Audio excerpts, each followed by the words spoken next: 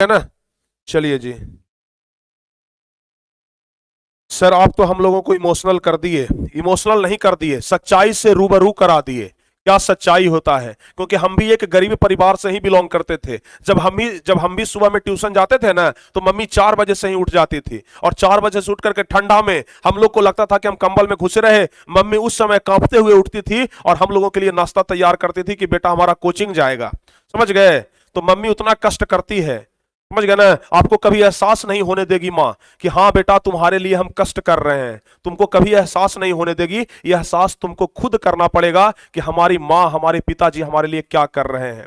समझ गए ना। पिताजी का एड़ी फटा हुआ होगा, देख लेना, जिनके पिताजी किसान होंगे मजदूर होंगे उनका एड़ी फटा हुआ रहता है। एक भेसलिन तक नहीं मंगाते हैं कि उसमें 5 रुपया खत्म हो जाएगा, और अगर तुम मांगोगे ना कि पापा 5 रुपया दीजिए बिस्कुट खाना है, तुरंत तुमको निकाल करके दे देंगे कि लो बेटा जाओ खा लेना।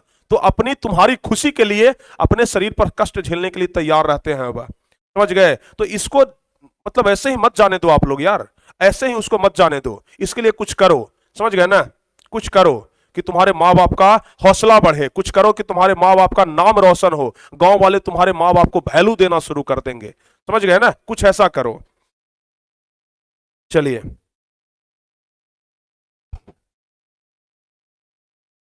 चलिए अब आगे बढ़ते हैं हम। आप लोग जरा ध्यान से पढ़ लीजिए। समझ गए। आप ही लोग के लिए इतना बोलते हैं। अरे पढ़िएगा नहीं पढ़िएगा हमारा क्या है जी।